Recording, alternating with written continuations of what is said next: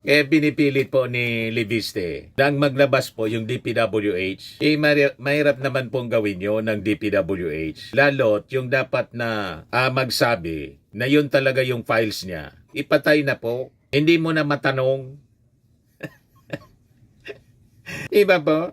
Kung puwersahan po, mga kababayan na kinuha yon ni Libiste. Sabi nga natin mga kababayan, dapat nga siguro pag-aralan ng mga abogado ng DPWH. Kung may legal na pananagutan ba? Kasi puwersahan niyang ano yung authority ni Libiste na puwersahan niyang kunin yung dokumento ng DPWH? Di ba po? At kung nandyan sa kanya yung files, paano tayo nakakasiguro na yung files, mga kababayan, hindi dinoktor?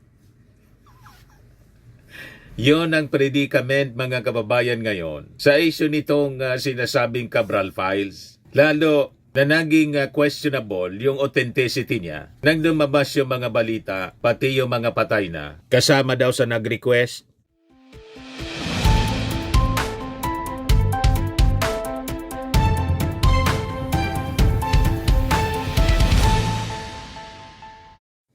Hello po mga kababayan, si Dante Maravillas. Nagkandalit-silit na mga kababayan yung mga pagpapabida ni DDS Congressman Leandro Libiste ng Batangas.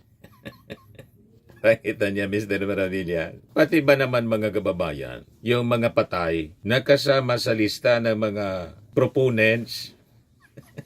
Paano nag-propose? Yung mga congressmen, mga kababayan na patay na. Kung Libiste isinama ang bangkay ni ex-Representative Panotes ng Camarines Norte, namatay April 29, 2022 pa, 3 years ago. Kasama pa siya sa mga proponents sa lista sa DPWH leaks insertions.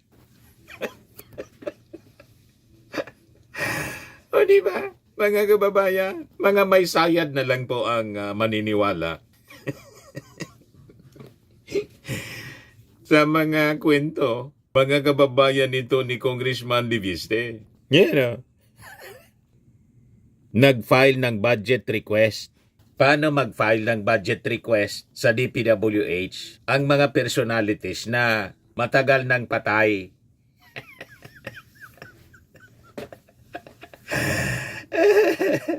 Yung iba mga kababayan tulad ni Terry Ridon kasama sa insertions. Paano mag-request ng insertions? Si Terry Ridon magkasama sa 2025 budget insertion na hindi pa man siya congressman. Si Manny Pacquiao hindi din senador. Hindi na member ng 19 Congress. Isinama pa. Kaya tama mga kababayan itong sinabi ngayon. Ito yung latest na balita. Sabi ni Jose Castro, probe should be done into how Cabral files were sourced. Palace Press Officer Undersecretary Claire Castro on Sunday said an investigation should be done to determine how the so-called Cabral files were sourced. Yes, sa aking palagay, dapat imbestigahan kasi dapat imbestigahan kay Secretary Vince Dizon nagmula ang mga salita na ito ay kung paano nga ba nakuha yon. Kasi ang importante dito, paano nga ba nakuha ang anumang files mula sa staff? Kasi maliwanag niya, narinig ko sa balita, mula sa staff, parang ganun yung dating. At lumalabas kung sa staff galing, mukhang hindi galing. Kay former DPWH Yusek Maria Catalina Cabral, sabi po ni Jose Castro. Kung ganun nga ang nangyari, ano-anong files ang na-transfer? Anong files ang na-authenticate?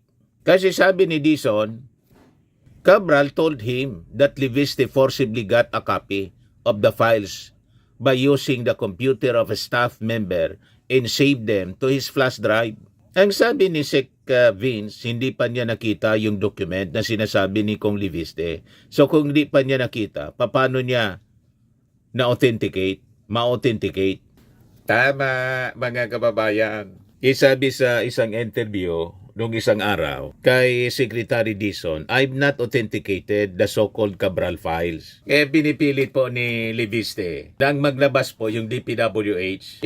Mahirap naman pong gawin yun ng DPWH. Lalot yung dapat na magsabi na yun talaga yung files niya. Ipatay na po. Hindi mo na matanong.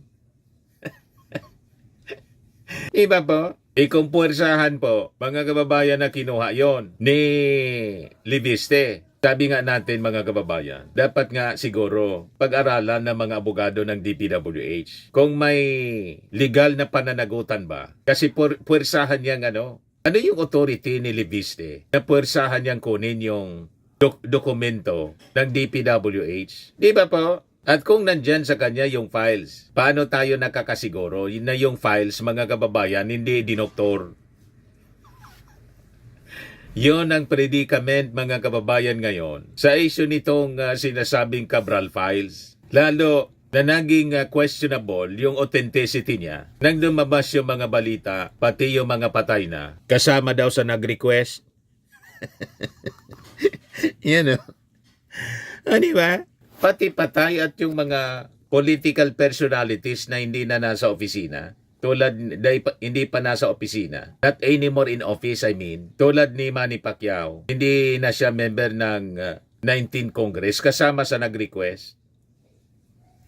Paano magkakapag-request? Paano maging proponent ang wala sa 19 Congress? Si Terry Ridon, ganun din, mga kababayan. At ang mas matindi, yung patay ng congresswoman. Yeah. Sabi dito, kita sa listahan ng DPWH Leaks 2025 na sinama ni Congressman Leandro Liviste ang dating kongresista na si Representative Panotes na matagal nang patay noong 2022 pa. Isinama ni Liviste ang mga pangalan kagaya ni 28th Congress Representative Terry Ridon, dating Senador Manny Pacquiao, na wala umanong kinalaman sa insertions na naganap sa 2024. Kaya ang maniniwala dito kay Liviste, yung mga may sayad lang. O, di ba? May sayad ka pag naniwala ka sa kanyang kwento. Tama po, mga kababayan? So makikita natin, mga kababayan, sa bawat pangalan na binabato po ni Liviste, iisa po yung pattern. Malakas po yung akusasyon pero bagsak sa basic facts. Kapag sinuri po sa dente ng batas at proseso ng budget, nagigiba po yung kanyang salaysay, yung kanyang naratibo. So lumalabas yung tinatawag niyang listahan, hindi po pwede na gawin nating ebidensya o matatawag nating ebidensya. Ito ay koleksyon ng maling paratang na hindi po papasa sa kahit anong legal o logical test. Ang unang halimbawa po yung kay Terry Ridon. Sabi ni Liviste, hindi daw siya sinungaling sa pagtatag kay Terry Ridon, kaugnay ng 2025 insertions. Pero ang tanong po na hindi niya masagot at hindi niya talaga masasagot, paano naman po makakapag-insert si Terry Ridon sa 2025 budget kung Mayo 2025 pa lang siya naging kongresista at nag-assume ng office June 30? Hindi pa siya congressman, nakapag-insert na.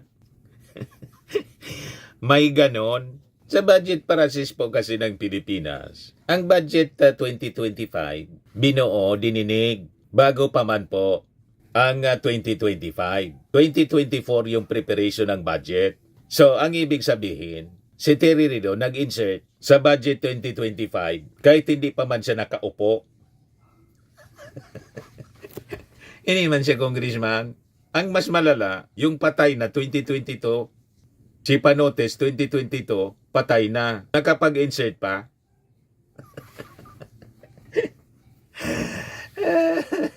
Malinaw po na lokohan ang ginagawa po ni Liviste.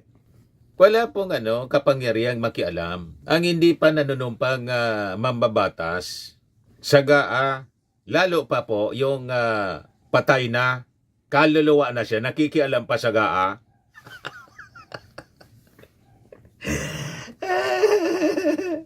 So Sa totoo lang, pinaya ni Libiste yung sarili niya, pati yung kanyang nanay na si Loren Ligarda.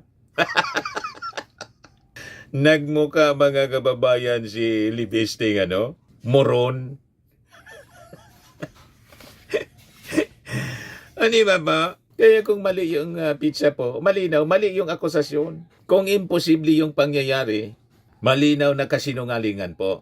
Ang lahat ng kwento, ang sinasabi po ni Libiste na araw-araw nagpapa-interview sa mainstream media, pinapatulan pa rin, mga kababayan, yun ang hindi natin maintindihan din sa mainstream media. Bakit pinapatulan ng mainstream media na magsalita itong si Libiste ng mga kwentong wala mang basihan? At hindi ninyo pinagsasabihan itong si Libiste kung yung mga kwento po ninyo imposible kasi yung mga binabanggit ninyong mga pangalan hindi pa member ng Congress.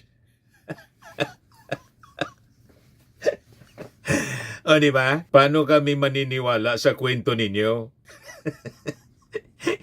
Kung ako po yung sa akin mag-interview, magpa-interview yan si Libiste, iiyak yan sa akin. Sa unang buka pa lang ng bibig niya, mga kababayan, basag na yan, siguradong tulad nung panahon na nasa mainstream ako. Yung mga politiko po dito, congressman, gobernador, ingat magpa-interview sa akin. Ingat na ingat sila. Most of the time po, namimili sila ng mga kasama ko. Pag naan niya kay Mr. Maravillas. Kasi pag niya kay Mr. Maravillas, hindi tayo obra dyan. Harap-harapan talaga, binabasa ko. Kailangan man gamitin niya yung programa ko para sa propaganda, pagpapakalat ng mga kasinungalingan. Kaya dito po sa amin, yung mga politiko, hindi basta nagpapa-interview sa akin. Itanong ninyo po, mga kababayan sa mga taga-mainstream media rito, hindi nila kasi ako kayang bulahin. I ask the hard questions, sabi nga, mga kababayan. Hindi tayo pwedeng paikutin. Kung sa akin ito po, si Libiste, ang unang tanong ko sa kanya, bakit naman makakapag-insert ang isang congresswoman kung siya ay matagal ng patay? Bakit kasama si Manny Pacquiao na hindi man siya member ng 19 Congress? Pati si Terry Ridon, bakit nakasama yung kanyang pangalan pagkatapos gusto mong maniwala kami sa kwento mo? Malamang, hindi na uulit na magpa-interview sa akin. Kaya lang, yung mainstream media mga kababayan dyan sa Maynila, mahilig sila sa controversy. Sige lang, pinagpapasalita para may pinag-uusapan. Kahit mali-mali yung sinasabi. Hindi na po sila para sa katotohanan, kundi para lang sa abuse, para lang may controversy. At pag may controversy mga kababayan, laging may pinag-uusapan, maraming nanonood. Kaya lang yung mission natin, mga kababayan, na makapag-disseminate ng tamang mga informasyon na di-defeat po yung ang problema. Di ba? Kaya ngayon po, litong-lito na yung mga tao kung ano yung paniniwalaan. Yun ang rason kung bakit nililinaw natin ang ganitong mga kwento. It is impossible mga kababayan. Itong mga kwento ni Libiste, napaka-imposible po na dapat po wag natin pinapaniwalaan. Tama yung sabi ng mga political analyst, takaw pansin. And maybe, he is only after media mile age para makilala. Kaya lang, ang ginagawa niya ngayon, nagsiself-destruct na siya this early kung may ambisyon sa politika. May ambisyon siyang mataas na posisyon mga kababayan in the coming years. Self-destruction ang ginagawa niya. Buti nga. Di ba po? Hindi na po siyang credible na source ng information. With all these facts na naglilitawan mga kababayan, paano mo siya paniniwalaan? So lumalabas, he is a source of fake news mga kababayan. Fake news peddler na po itong congressman. Binandira mga kababayan, ni Libiste yung pangalan ni Manny Pacquiao. Hindi nag-iisip. Hindi na po senador si Manny Pacquiao nang matalo po siya sa 2022 presidential election. Nung binubuo po yung 2025 budget nung 2024 siya ginagawa. Wala man siya sa Senado na. So paano siya naging parte ng insertions? Common sense. Ang malinaw na kasama yung nanay niya kasi incumbent.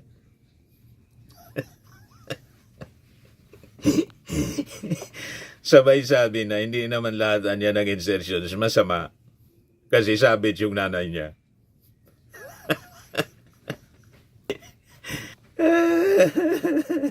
Yan, sa issue naman po kay Martin Romualdez. Alam naman natin na sa simulat sa poll, lantaran yung pagtutol niya kay Martin Romualdez. Pero sa kabila mga kababayan ang sunod-sunod niya mga press statements, soundbites, paulit-ulit na akusasyon. Wala man lang po tayo makikita ni isang dokumento na nag-uugnay kay Martin Romualdez na pinapakita po siya. Wala ni isang sworn statement. Wala ni isang paper trail man lamang. May nakita kayong winagayway niya? Wala. Lahat lang kwento na walang kwenta. Di ba? Malinaw po sa batas. Hindi sapat ang kwento. Hindi sapat ang inala. Hindi sapat po ang galit. Lalong hindi sapat ang politika. Magpakita siya ng mga dokumento na papaniwalaan natin. Maglabas siya ng sworn statement ng kung sinong testigo. Yan ang challenge natin mga kababayan dito kay Libiste. So magkikita natin mga kababayan, ang napakalaking mga butas, hindi lang iisa, napakaraming butas sa kwento po ni Libiste na pati patay po nakapag-insert. You see? Tapos binipilit niya si Vince Dizon na i-authenticate. Bahala ka sa buhay mo mag-authenticate kung gusto mo.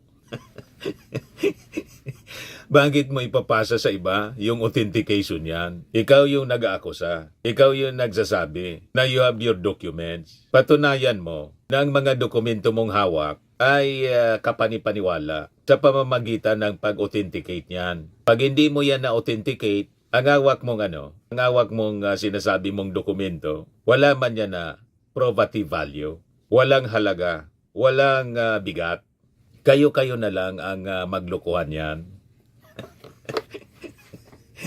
Yung maluloko po ninyo sa inyong kwento, yun na lang. Pero kaming nag-iisip, hindi mo maluloko sa ganyang mga pa-interview mo, Congressman Libiste. So malinaw po, kapag mali ang pizza, mali ang akusasyon, or mali ang akusasyon, di ba may legal maxim po tayo? False in one, false in everything. Hindi nga lang po false in one, false in many things, in many claims.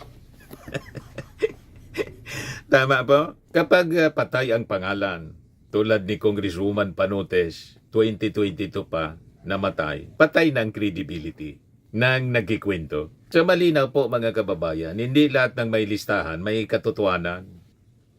Hindi ingay po ang ebidensya. Hindi akusasyon ang katotohanan. Hindi yun niya na nasusukat doon. Ang sukatan po ng katotohanan, ebidensya, solid evidence. Pero ito pong mga pag-iingay at kwento ni Libiste, malinaw na kwentong Marites.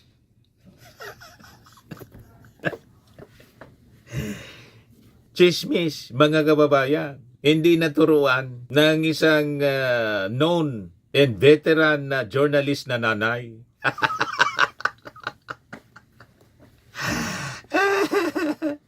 Hindi naturuan ng tama. Di ba? Pati yung pangalan ni Loren Legarda nasira bilang isang senadora at isang veteran journalist. Inayaan niya yung kanyang anak na magdaldal ng magdaldal. Hindi man lang in-examine muna kung yung mga dokumento, mga facts na kanyang binibitawan, credible.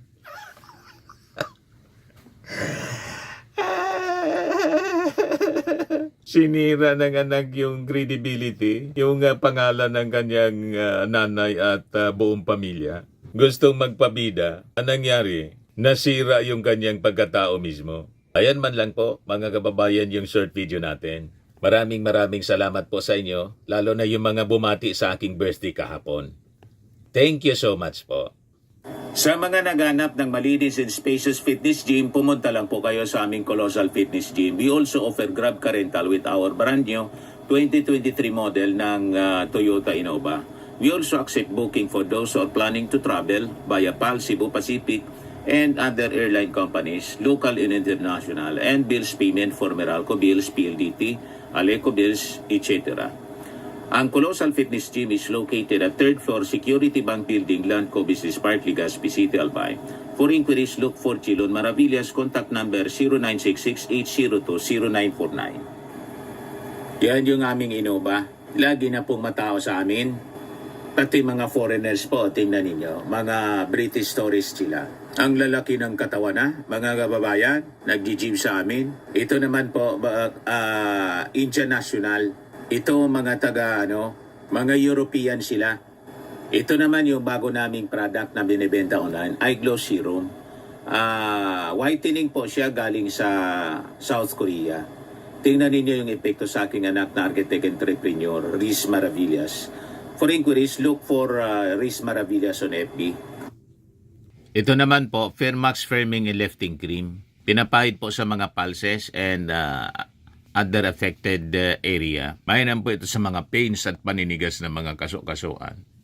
Ito po, Automax Radiant Serum. Sa mukha naman yung application. Anti-aging po siya. You will look 10 years younger than your age. Ito naman po yung bagong product na binibenta namin online.